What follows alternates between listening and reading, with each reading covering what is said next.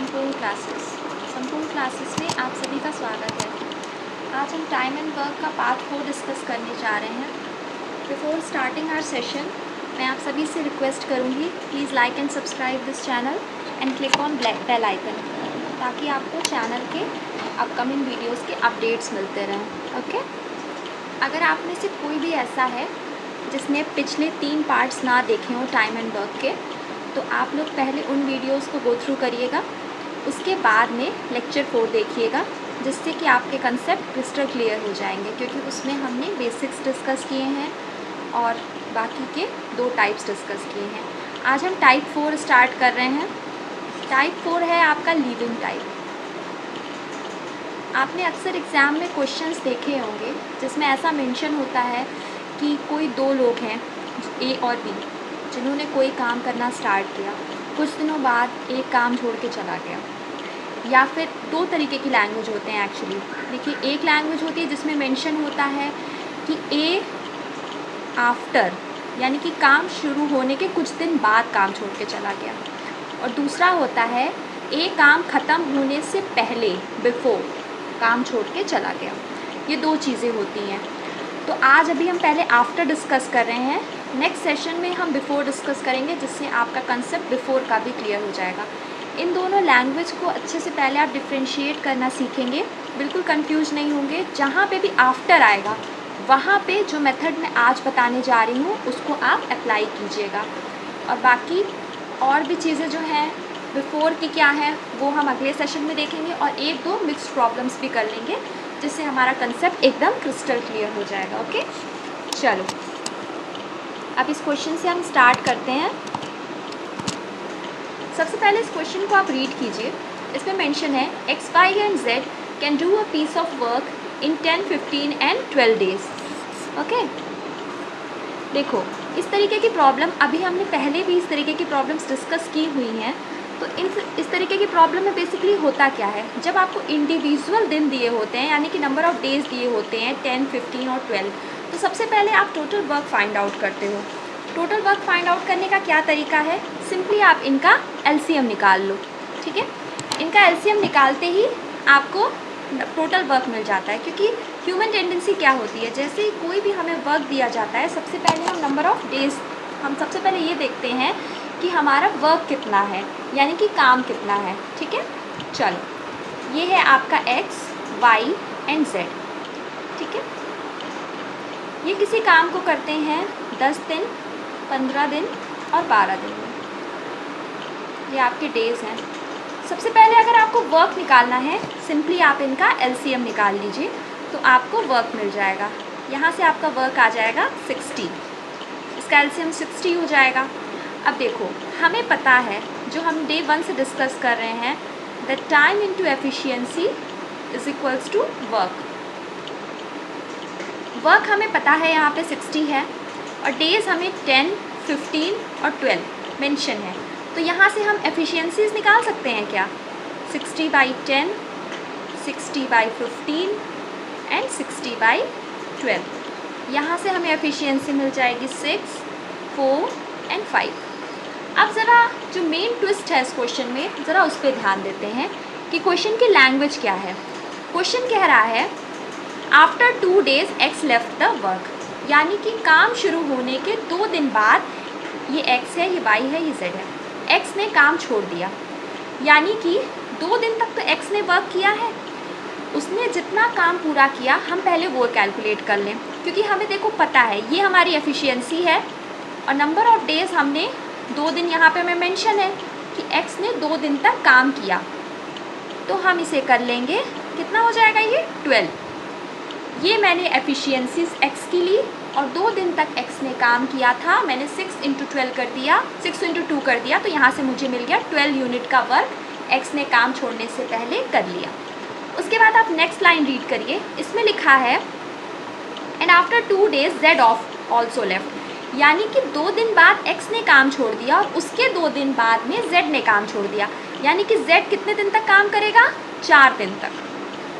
पहले अब देखो, बहुत सारे स्टूडेंट्स यहाँ पे क्या करते हैं, कहते हैं कि मैम एक्स जेड भी 2 दिन बाद ही काम छोड़ के चला गया। नहीं, आप इस क्वेश्चन की लैंग्वेज को समझो। सबसे पहले इसमें क्या बोल रहा है कह रहा है x आपका 2 दिन के बाद काम छोड़ के चला गया और उन 2 दिन तक तो y आपके z ने भी काम किया, उसके 2 दिन बाद z काम छोड़ के चला जाता है, यानी कि z आपका टोटल 4 दिन काम करेगा।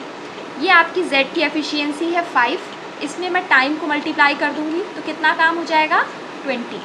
ठीक, यहाँ से मुझे वर्क मिल गया आपका 32। अब देखो ये दोनों इतना काम करके काम छोड़ के चले गए। जब भी आफ्टर टाइप होगा ना, सिंपली ये जो टोटल वर्क है इसमें से आप सब्ट्रैक्ट कर देना। जब आप इसको माइनस कर दोगे तो आपको मिल जाएगा 28। अब ये देखो x काम छोड़ के चला गया, z काम छोड़ के चला गया, बचा सिर्फ कौन, सिर्फ y बचा है, यानी कि बचा हुआ कौन, ऑब्वियसली y ही करेगा। मैंने यहाँ कर दिया 28 डिवाइड बाई 4। कितने दिन में काम पूरा हो गया, 7 डेज़ में। आंसर हो गया बी। बहुत ही आसान होता है लिविंग टाइप, इसमें आपको कुछ खास नहीं करना होता है, सिंपली आपको इतना करना होता है जो काम जितना करके चला गया उसको आप सिंपली ले जा करके टोटल वर्क में से सब्ट्रैक्ट कर दो।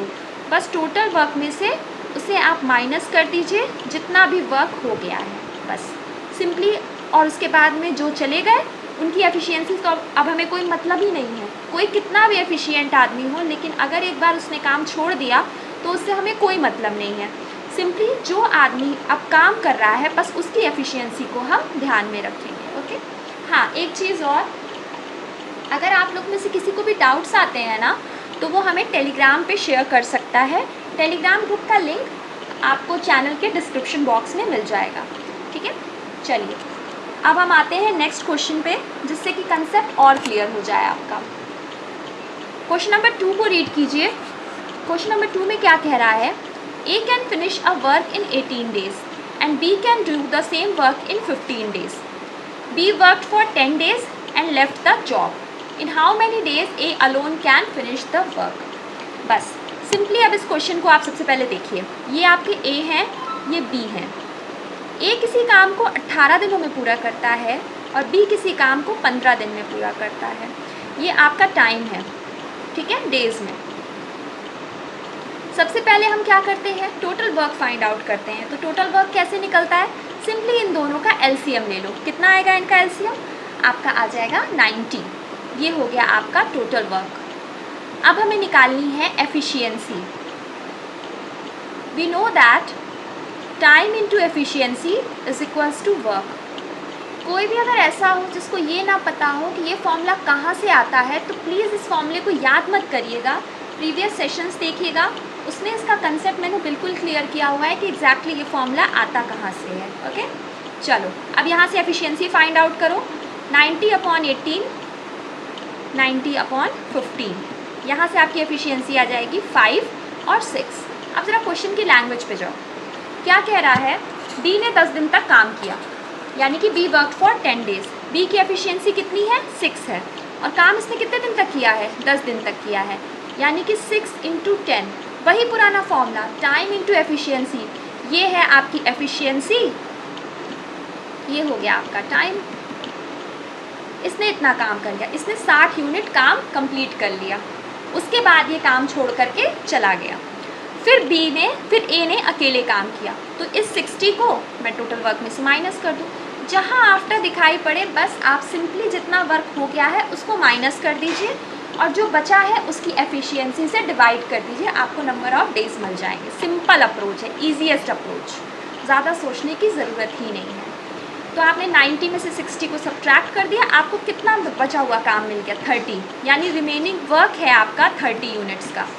ये आपका वर्क है, आपको पता है time into efficiency is equals to work.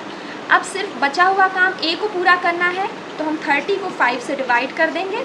कितने दिन में काम पूरा हो जाएगा, 6 डेज़ में। आंसर हो जाएगा C. Okay, let's move towards next problem. ये बहुत इंपॉर्टेंट टाइप है क्योंकि स्टूडेंट्स इसमें बहुत कंफ्यूज होते हैं। एक बार इसको बहुत ध्यान से देखिएगा। देखो, लिविंग टाइप में भी क्वेश्चन की लैंग्वेज जो होती है वो 2 तरीके की देती है, इसलिए एक बार इस क्वेश्चन को अच्छे से समझिए।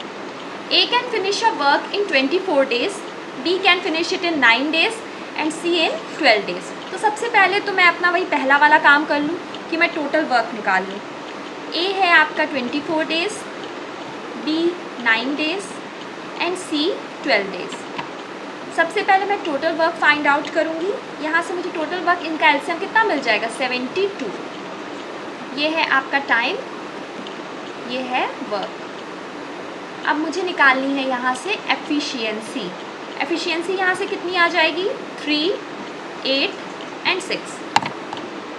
ये सारी चीज़ें हम लोग अब तक समझ चुके हैं, क्योंकि अब हम थोड़े से प्रो लेवल पे आ गए हैं, तो हमें चीज़ें पता हो गई हैं कि ये सब कुछ कैसे आता है।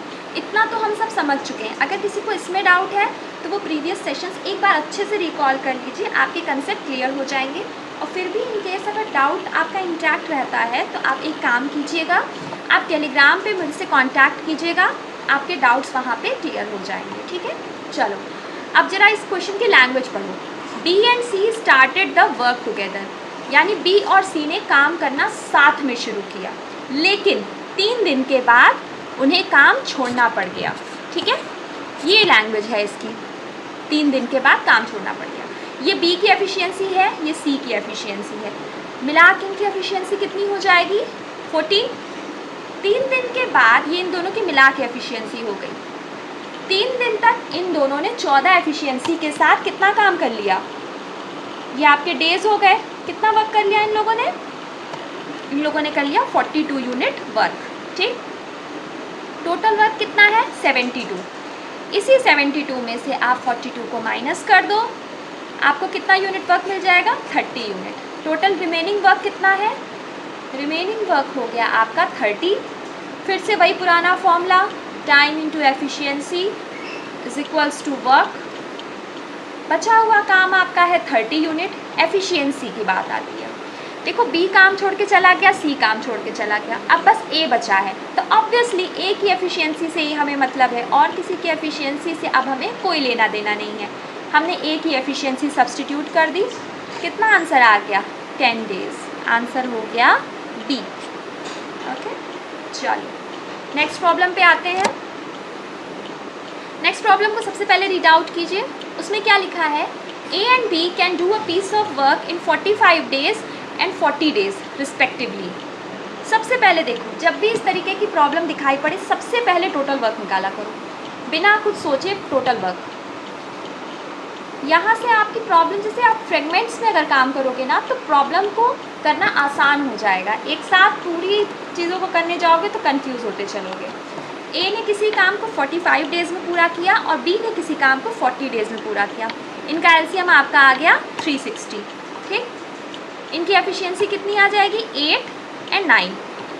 अब जरा आगे पढ़ो, आगे क्या लिखा हुआ है, they started working together but A left after some days and B completed the remaining work in 23 days. ये क्वेश्चन उल्टा है। उल्टा है इन द सेंस, आपकी क्वेश्चन अभी तक आपसे क्या पूछता था, रिमेनिंग वर्क आपको निकालना होता था कि कोई एक काम छोड़ के चला जाता था, और आपको यही निकालना होता था कि काम छोड़ के जाने के बाद जो बच्चा इंसान वो कितने दिन में इस काम को पूरा करेगा। अब इस बार हमें वही दे दिया है, तो हम एक काम करें, ये क्या है, ये B ने काम 23 दिन में पूरा किया है और हमें A और B की एफिशिएंसी पहले से पता चल गई है। A की एफिशिएंसी 9 है, ये एफिशिएंसी है इसकी। अगर मैं इसमें 23 को मल्टीप्लाई कर दूं तो मुझे कितना वर्क मिल जाएगा, 207 मिल जाएगा। अब देखो, ये 207 वर्क जो है वो उसने अकेले पूरा किया। अब मैं इसी 360 में से 207 को घटा दूं तो मुझे टोटल कितना वर्क मिल जाएगा, मुझे टोटल मिलेगा 153। ठीक है, अब देखो मुझसे पूछ क्या रहा है कि A ने कितने दिन बाद काम छोड़ा। ये A है और ये B है। A की एफिशिएंसी 8 है, B की एफिशिएंसी 9 है। इन दोनों की एफिशिएंसी मिला के कितनी हो जाएगी, 17।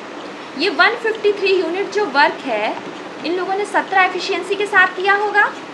आपको टोटल कितना यहाँ से आंसर मिल जाएगा, 9, यानी कि आंसर हो जाएगा A। यानी कि इसका मतलब होगा कि A ने 9 दिनों के बाद काम को छोड़ दिया। ठीक है, रिवर्स अप्रोच हमने अप्लाई किया। देखो हमने किया कुछ नहीं, सिंपली बस क्योंकि हमें आफ्टर टाइप दिखा था तो हमें इतना समझ में आया कि यार पहले हम क्या करते थे, पहले हम रिमेनिंग वर्क निकालते थे, इस बार हमें रिमेनिंग वर्क दे दिया है। तो हम एक काम करें, ये जो रिमेनिंग वर्क है इसको हम इसमें से सब्ट्रैक्ट कर दें टोटल वर्क में से, तो जो काम पहले हुआ था वो हमें मिल जाएगा 153। ये 153 यूनिट काम ए और बी दोनों ने मिल के किया होगा। दोनों की एफिशिएंसी, एक की एफिशिएंसी 8 है, एक की 9 है, यानी मिला के एफिशिएंसी कितनी हो जाएगी 17। इसी 153 को हम 17 से डिवाइड कर देंगे। वही हमारा पुराना approach, that time into efficiency is equals to work. इसी अप्रोच से टोटल वर्क था आपका 153, एफिशिएंसी थी आपकी 17। टाइम है आपको फाइंड आउट करना है, बस यही मैंने कैलकुलेट कर लिया, ये आपका आ गया 9 डेज, आंसर हो गया ए। ओके, चलो अब नेक्स्ट क्वेश्चन पे आते हैं। नेक्स्ट क्वेश्चन में कह रहा है, ये आपका जॉइनिंग टाइप है, एक तरीके से लीविंग टाइप नहीं, एग्जैक्टली इसको हमें जॉइनिंग टाइप कहना चाहिए। इसको एक बार देखो, x and y can do a piece of work in 20 days and 12 days respectively. वही पुराना काम करेंगे हम, जो हम सबसे पहले करते हैं, टोटल वर्क निकालते हैं। एक्स किसी काम को 20 दिन में करता है और वाई किसी काम को 12 दिन में करता है। ये आपका टाइम हो गया। हमें टोटल वर्क फाइंड आउट करना है। टोटल वर्क हम कैसे निकालेंगे? सिंपली इन दोनों का एलसीएम ले लो। इन दोनों का एलसीएम कितना आ गया? 60। अब यहाँ से एफिशिएंसी कितनी आ जाएगी आपकी? 3 और 5। ओके, अब क्या कह रहा है? X started the work alone and then after 4 days y joined him, यानी एक्स ने काम करना अकेले शुरू किया। ये आपका एक्स है, ये वाई है। कितने दिन तक इसने काम अकेले किया? 4 दिन तक। कितना यूनिट काम कर लिया होगा? ऑब्वियसली ये इसकी एफिशिएंसी है, ये टाइम है इसका, तो वर्क कितना इसने कर लिया? 12 यूनिट काम कर लिया होगा। इस 60 में से मैं 12 माइनस कर दूँ, कितना यूनिट काम कर लिया होगा? मतलब टोटल कितना यूनिट काम बचा था? 48 यूनिट बचा था। उसके बाद इसका बेस्ट फ्रेंड वाई भी आ गया। इसने कहा चल भाई साथ में काम कर लेते हैं। एक्स की एफिशिएंसी 3 है, वाई की एफिशिएंसी 5 है। अब जरा आप यहाँ पे ये ध्यान दीजिएगा, यहाँ ज्वाइन कर रहे हैं, यानी कि एक्स कहीं जा नहीं रहा है, एक्स है और वाई भी आ गया, यानी अब इन दोनों की एफिशिएंसी ऐड हो जाएगी। कितना हो जाएगा? 8। अब देखो टोटल वर्क आपको पता है, that time into efficiency is equals to work. देखिए आप ये मत सोचिएगा कि मैं ये फॉर्मूला बार बार क्यों लिख रही हूँ। मैं ये फॉर्मूला इसलिए लिख रही हूँ क्योंकि ये फॉर्मूला आपका बेसिक है। अगर आप इसको नहीं समझोगे तो आपको प्रॉब्लम्स करने में बहुत प्रॉब्लम होगी, इसीलिए इसको मैं बार बार लिख रही हूँ। ओके, टाइम आपको फाइंड आउट करना है। एफिशिएंसी, एक्स की एफिशिएंसी पहले से 3 थी, अब 5 एफिशिएंसी वाला बी भी आ गया। कितनी एफिशिएंसी हो गई? 8।